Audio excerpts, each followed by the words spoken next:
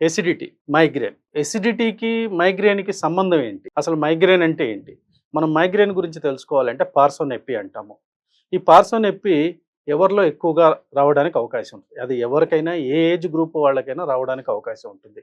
కానీ ఈ మైగ్రేను ఎక్కువగా ఫుడ్డు అలర్జీ గాని, ఫుడ్ కాంబినేషన్స్ సెట్ కాకపోతే ఈ మైగ్రేన్ ట్రిగ్గర్ అవ్వటం అనేది అది పైకి ఆ ప్రెషర్స్ బిల్డ్ అయినప్పుడు నె ఆ నెక్ దగ్గరంతా, మెడ దగ్గరంతా బాగా స్టిఫ్ అయిపోయి, డల్‌గా పెయిన్ డెవలప్ అయ్యి, అది స్లోగా ఒక సైడ్‌కి రావటము, లేదా అదర్ సైడ్‌కి ఏదో రైటా, లెఫ్టా రావటము, లేదా సెంట్రల్‌కి ముందుకి అంటే ఫ్రంటల్ సైడ్ అంటే ముందు భాగానికొచ్చి సుత్తితో కొట్టినట్టు థ్రాంబ్లింగ్ హెడ్‌ఏక్ అంటాము. పల్సేటివ్ హెడ్‌ఏక్ అంటాం. అంటే పల్స్ ఎలా ప్రెషర్ పెరుగుతుంటే పెయిన్ పెరుగుతూ ఉంటుంది. మళ్ళీ తగ్గుతూ ఉంటుంది. అలాగే సుత్తితో కొడితే ఆ పెయిన్ హ్యామరింగ్ పెయిన్ ఇలాంటివన్నీ గూడా మైగ్రేన్ సింప్టమ్స్. ఇవన్నీ గూడా ఆ ఫుడ్ ట్రిగ్గరింగ్ అయ్యి ఎసిడిటీ బిల్డ్ అవ్వటం వల్ల వచ్చే మైగ్రేన్. మైగ్రేన్ మాక్సిమం అదొక్కటే సమస్య.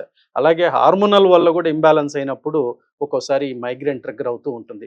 ప్రధానంగా అయితే ఫుడ్. అది నాజియా గూడా ఉంటుంది. ఎప్పుడైతే అది మనకు వామిట్ అయిపోతుందో ఆటోమేటిక్‌గా ఈ మైగ్రేన్ తగ్గటం స్టా మొదలవుతుంది. సో, ఈ విధంగా ఫుడ్ ఏ కాంబినేషన్‌లో మనము ఇలాంటివి ఇబ్బంది పెడుతున్నాయో వాటిని మనం గుర్తుపెట్టుకొని, ముఖ్యంగా ఇవి రాజసిక ఫుడ్. రాజసిక ఫుడ్ అంటే మనము ఈ స్పైసీ నేచర్స్, మాంసాహారము, స్టోర్డ్ ఫుడ్డు, ప్రిజర్వ్డ్ ఉన్న కెమికల్ అంటే ప్రాసెస్డ్ ఫుడ్‌ని మనం ఎక్కువగా తీసుకున్నప్పుడు మన డైజెషన్‌కి అది ఇబ్బంది అయినప్పుడు ఖచ్చితంగా ఈ మైగ్రేన్ అనేది ట్రిగ్గర్ అవుతుంది.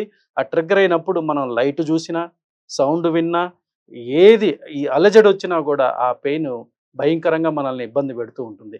మనము ఇలాంటి వాటి నుంచి ముందు బయటపడాలి అంటే ఆ సిట్యుయేషన్‌లో చక్కగా మనము లైటు, సౌండ్ ఏమీ లేకుండా చక్కగా ఎళ్లి పనుకొని ఫోర్ హెడ్ మీద చక్కగా ఒక కోల్డ్ నాప్కిన్ గాని, కోల్డ్ వెట్ ప్యాక్ అలాగే ఫోర్ హెడ్ మీద యేసుకొని చక్కగా నిద్రబోయి వీలైనంత వరకు ఆ టైంలో మనము ఆహారాన్ని మాక్సిమం జీరో చేయటమా, లేకపోతే లిక్విడ్స్‌ని చిన్న చిన్నగా తీసుకొని మాక్సిమం ఘన పదార్థాలన్నిటిని తగ్గించుకొని ఒక 1 ఆర్ 2 డేస్‌లో ఉంటే ఆటోమేటిక్‌గా మన ఇంటెన్సిటీ ఆఫ్ మైగ్రేన్ బట్టి అది స్లోగా డిసప్పేర్ అయిపోతుంది. తర్వాత గట్ హెల్త్‌ని మనం బాగా బలంగా తయారు చేసుకుంటే ఈ మైగ్రేన్ రిపీటెడ్‌గా రావటం అనేది ఆగిపోతుంది.